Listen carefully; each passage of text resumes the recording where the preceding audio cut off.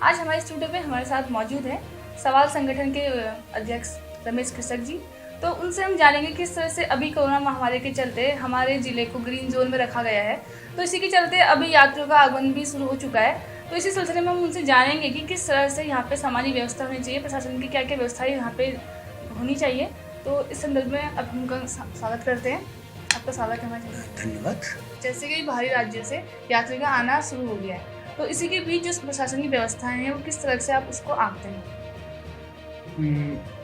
अभी कल की ही बात है, एक खबर जो पूरे उत्तराखंड में फैली थी वो उत्तरकाशी को लेकर थी कि उत्तरकाशी भी बागेश्वर की तरह ग्रीन जोन है। तो उत्तरकाशी की खबर ये थी कि उत्तरकाशी में जो डुंडा तहसील है, डुंडा तहसील उत्तरकाशी से 14 किलोमीटर पहले नगर से, वहाँ एक कोरोना का केस मिला है।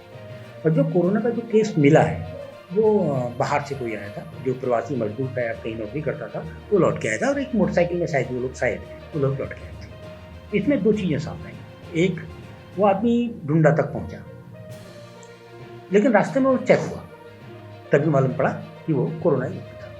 लेकिन डुंडा तक पहुंचा, डुंडा पहुंचने के बाद उसको क्वारंटाइन किया गया, क्या किया गया, ये तमाम सवाल हो सकते हैं। लेकिन बाहर से एक केस आया और ग्रीन जोन में आया, ये एक बड़ा सवाल था।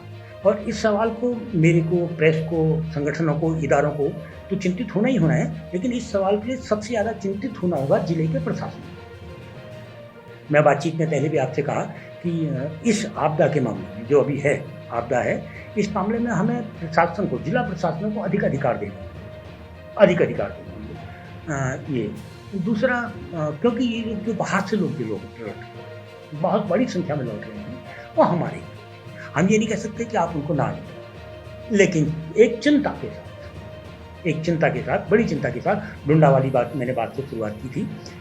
दूसरा भी मैं पढ़ रहा था, अखबारों में भी पढ़ा था और आपके चैनलों में भी मैंने सुना था कि प्रशासन ने कहा है कि हम ग्राम प्रधानों को क्वारंटाइन के लिए बहुत बड़ा अधिकार दे रहे हैं। मैं बहुत सरल शब्दों में कहना चाहूँगा कि प्रधान सामाजिक कार्यकर्ता तो हो सकता है, लेकिन वो एक अच्छा प्रशासक नहीं। सामाजिक कार्यकर्ता हो सकता है, वो आपकी लड़की की शादी में आके बर्तन मांज सकता है, वो बैठ सकता है, आपकी मदद कर सकता है, लेकिन जहाँ एक प्रशासक की जरूरत होती है, वो प्रशासक का काम प्रधान को नहीं सौंपा जाना चाहिए और ना ही सौंपा जाए। दूसरा, क्वारंटाइन के लिए मैं इतना ज़्यादा निवेदन करूँगा प्रशासन से कि हमारे यहाँ न्याय पंचायत स्तर होता था एक, आप न्याय पंचायत स्तर पर व्यवस्था करें। एकदम से ना गाँव में भी क्वारंटाइन ना करें, जो बाहर से आ रहे हैं बहुत बड़ी भीड़ नहीं है, जो भी है आप उनको न्याय पंचायत स्तर पर क्वारंटाइन करें। क्योंकि हम ग्रीन जोन है और हम नहीं चाहते कि डुंडा की पुनरावृत्तियाँ हों। इसके तो क्वारंटाइन के लिए मैं निवेदन करूँगा प्रशासन से कि न्याय पंचायत स्तर पर क्वारंटाइन क्षेत्र बनाए जाएँ। दूसरा, प्रधान नहीं, हमारे यहाँ पहले राजस्व पुलिस का अधिकारी पटवारी होता था। आप जब तक की आपदा है तब तक पटवारी को पुनः पुलिस का अधिकार दे दीजिए और वो काम उनसे।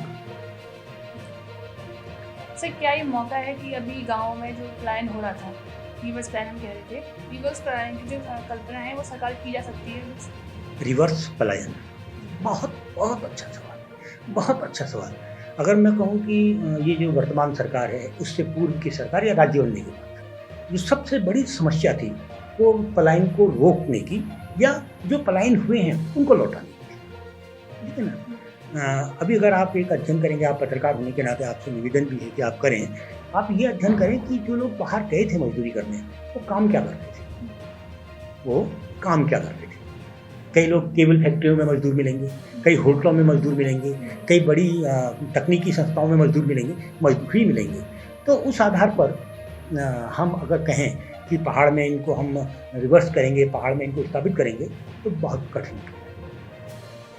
पहाड़ में अगर हम थोड़ा सा पीछे को जाएं, 1868 में जाएं, 1868 के बाद बहुत चालाकी के साथ हमारी जोत को बढ़ने से रोका गया। जो हमारी कृषि जोत थी उसको बढ़ने से रोका गया। पहले छाने होते थे, अब छाने की संस्कृति खत्म हो गई।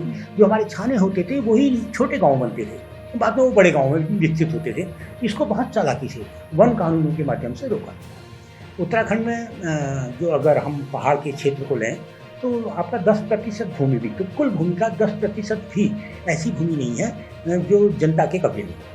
किसी न किसी रूप में 90% भूमि सरकार की कब्जे में। और रोजगार का सबसे बड़ा साधन है कृषि। उत्तम खेती, मध्यम मान, निखित चाकरी, भीख निदान घात, ये कविता है, पुरानी कविता है। तो कृषि एक ऐसा साधन है जो सबसे बड़ा साधन होता है। अब दिक्कत क्या है, सुरेश जी अगर अपने गाँव जाएंगे तो देखेंगे कि उनके गाँव में 2 नाली 2.5 नाली ज़मीन उनके नाम पर बची होगी। मैं अपने गाँव जाऊँगा तो मेरे नाम पर 1-1.5 नाली ज़मीन बची होगी। थपा जी आप अपने गाँव में देखेंगे तो आपके पिताजी के नाम पर 1-1.5 नाली ज़मीन होगी। अब 1 नाली, 2 नाली, 10 नाली ज़मीन के लिए तो कोई गाँव में रहेगा नहीं, इसलिए वो भागेगा।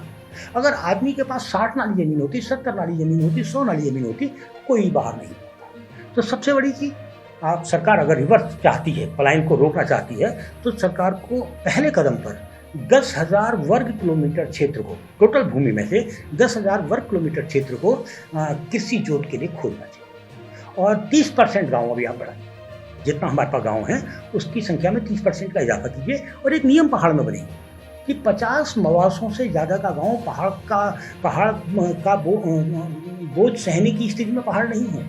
हमारे जो खेत हैं, हमारे जो गाँव हैं, वो अधिक से अधिक 50 मवासों का ही बोझ सह सकते हैं। तो 50, एक तो नियम बनाना होगा कि 50 मवासों से ज़्यादा का कोई गाँव है तो उसको स्थापित करो, दूसरी जगह स्थापित करो, नई गाँव बसाओ। तो 30% तो आप गाँव बसाइए और पहले कदम पर 10,000 वर्ग किलोमीटर में कृषि जोत को बढ़ाओ, तो रिवर्स लाइन का रास्ता खुलता है। धन्यवाद सर।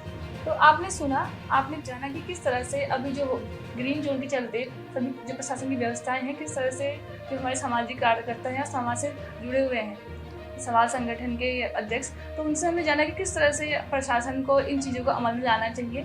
तो हमें उम्मीद है कि प्रशासन इन सुझावों को अपने अमल में लाएगा। CC न्यूज़ के लिए मैं सुप्रीत थापा।